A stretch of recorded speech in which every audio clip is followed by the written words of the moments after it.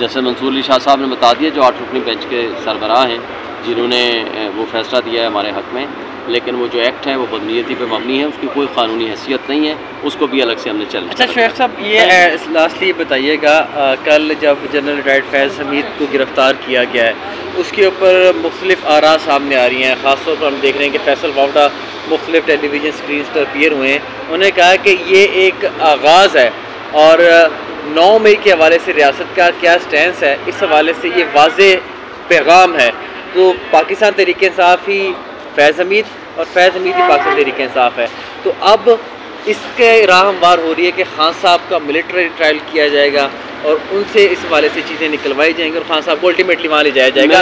क्या कहना चाहेंगे? मैं पहले तो आपको ये पूछ लूँ, फैसल वाडा से पूछता हूँ कि वो किस पार्टी का स्पोक्स पर्सन है, किस पार्टी का स्पोक्स पर्सन है?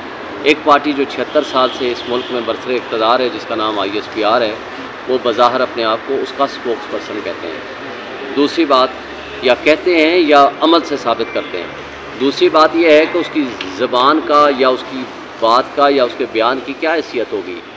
जो बड़े बड़े बड़के मार रहा था बाहर खड़े होकर, मैंने सुप्रीम कोर्ट वालों को ये कह देना है और मैंने ये जाकर कह देना है, जब सुप्रीम कोर्ट ने बुलाया ना सिर्फ माफ़ी मांगी, जाकर सजदा रोइस हो गए। सजदे में तो आपने वहाँ देख लिया। भाई अगर आपने सजदा अल्लाह को करना था तो मस्जिद सामने थी ना, वहाँ जाकर करते अल्लाह के लिए। ये तुम दुनियावी सजदे करके, ये तो तुम्हारा किरदार है। और दूसरी बात है, जनरल फैज़ हमीद के कंधों में बैठ के तो यहाँ ये मुसल्लत हुआ है, और अभी भी जो मौजूदा इस्टेब्लिशमेंट के कंधों में बैठ के इनसे पूछें कि तुम्हें वोट किसने दिलाए हैं, ना तो पीपल्स पार्टी का ना तो MQM का, तुझे वोट किसने दिए हैं? वो कौन सी खुफिया ताकतें हैं जो तुम्हें यहाँ मुसल्लत कर गई हैं हमारे मुल्क के ऊपर? अगर तुम इलेक्टेड हो तो अफसोस की बात है कि फिर इलेक्टेड लोगों को तो रिज़ाइन कर देना चाहिए या उनको शर्म करना चाहिए खुद। तो बात यह है तो कि ना किसी बात को मैं संजीदा लेता हूँ, ना किस पाकिस्तानियों को उसकी बात को संजीदा लेना चाहिए। मिलिट्री ट्रायल की तरफ कुछ भी नहीं होगा, हैसियत ही कोई नहीं। मुझे बता दें, 15 महीने हो गए ये 9 मई का ड्रामा हम सुन रहे हैं।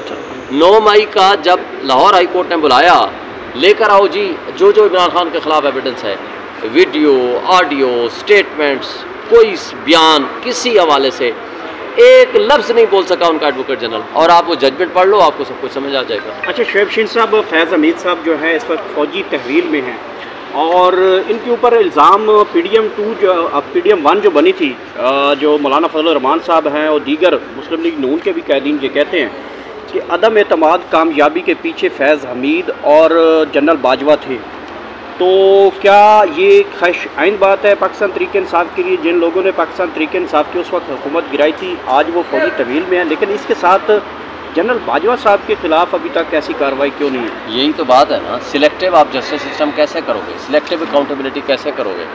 और दूसरी बात है कि जो admitted facts need not to be proved, ना ये एडमिटेड है। मौलाना फजल रहमान साहब ने एडमिट किया, ख्वाजा आसिफ ने बारहा एडमिट किया कि इस सारी कहानी के पीछे सिर्फ नो कॉन्फिडेंस 2022 के पीछे भी वो शामिल थे, लेकिन उसके साथ जनरल बाजवा सबसे आगे थे। और उसके साथ जब आसिफ कहता है कि जनाब हम 6 महीने के अंदर अंदर वहाँ बैठे, वहाँ उनके ससुर के बेटे के ससुर के घर में बैठ के गुफ्तगू कर रहे थे, तो वो ये सारी चीज़ें ऑन रिकॉर्ड हैं। आप क्यों नहीं फिर सबके खिलाफ बराबर का एक्शन लेते? तो मेरा ख्याल है कि देखते हैं, एक आगाज़ हुआ है, आगे आगे देखिए होता है। लेकिन उस वक्त अगर देखा जाए तो मरियम नवाज साहबा कई दफ़ा फैज़ हमीद के ख़िलाफ़ ये बात कर चुकी हैं कि जो हमारी गिरफ्तारियाँ हुई हैं वो इमरान खान ने नहीं कर बल्कि फैज़ हमीद ने की हैं। ये बात नवाज शरीफ साहब भी बड़ी दफ़ा कर चुके हैं। फैज़ हमीद साहब आपके साथ भी हाथ मिलाते थे, मुस्लिम लीग नून से भी हाथ मिलाते थे, तो दोनों तरफ विकेट पे खेलते रहे हैं। ये तो मरियम नवाज या नवाज शरीफ पे तो आप बिलीव ना करें, वो तो झूठे लोग हैं। आज कुछ झूठ बोलेंगे, शाम को कुछ और झूठ बोलेंगे। एक तरफ से वो ज़ुबैर को भेज के वहाँ क्या बातें हो रही थी, ख्वाजा आसिफ के जरिए क्या बातें हो रही थी, पीछे से झूठा बयानिया ये डेवलप कर रहे थे। उनकी तो झूठ पे कोई एतबार नहीं है। झूठ तो देखें, डील करके वो यहाँ से मुल्क से भागे थे, इन्हीं के ज़रिए डील करके गए थे ना। फिर अभी कैप्टन सफदर की स्टेटमेंट आप उठा लें कि किस तरह डील के ज़रिए वापस आए हैं। कैप्टन सफदर की स्टेटमेंट आज में कार्ड है ना नवाज शरीफ ने उनको डिनाई किया है, ना मरियम नवाज ने, ना किसी PMLN के लीडर ने।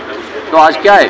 तो इसका मतलब है कि ये डीलर लोग हैं, इनका क्या है, आज डील करा लो, जो चाहो स्टेटमेंट उनसे ले लो, उनकी कोई हैसियत नहीं है। लेकिन जो कुछ अगर आपने वाकई इंसाफ और कानून के मुताबिक इस मुल्क को लेकर चलना है, तो आज जो जुल्म हो रहे हैं पहले वो तो बंद करो।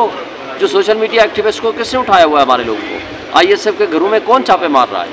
किसने आज जजेस के बेडरूम में कैमरे लगाए हुए हैं? किसने उठा करके जजेस के भाइयों को उठा करके आवाज़ किया या उनको तशद्दुद किया?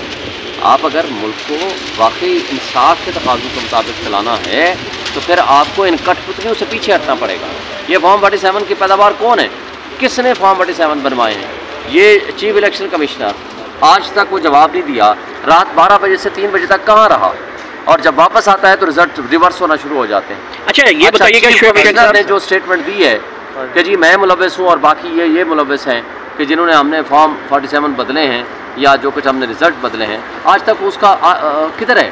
उसने बाकी मुल्क में इंसाफ निज़ाम का कानून दुरुस्त करना है तो आपको अपने नीयतें दुरुस्त करनी पड़ेगी। शुएब शहीन साहब, दुबई लीक्स हुई हैं, उसके ऊपर कोई कार्रवाई नहीं हुई। इस वक्त अगर एहतसाब हो रहा है तो सबका होना चाहिए, चाहे वो कोई हाजिर सर्विस है चाहे वो कोई रिटायर्ड है।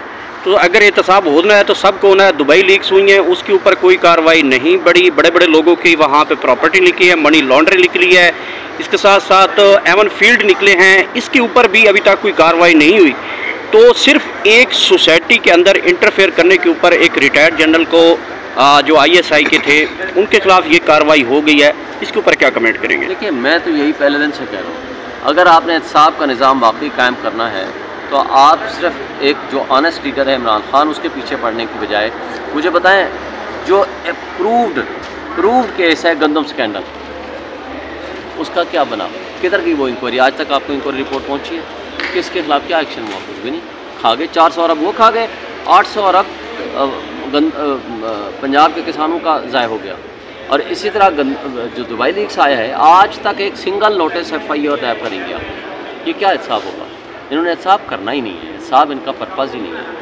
ये सिवाय ज़ातियात की चीज़ें हुआ करती हैं, तो ज़ाती तौर पर पसंद नापसंद होती हैं तो उसकी बुनियाद पर ये एक्शन हुआ करते हैं। लेकिन अगर आगाज़ हो गया तो इंशाल्लाह इख्तिताम भी होगा। थैंक यू, बहुत शुक्रिया।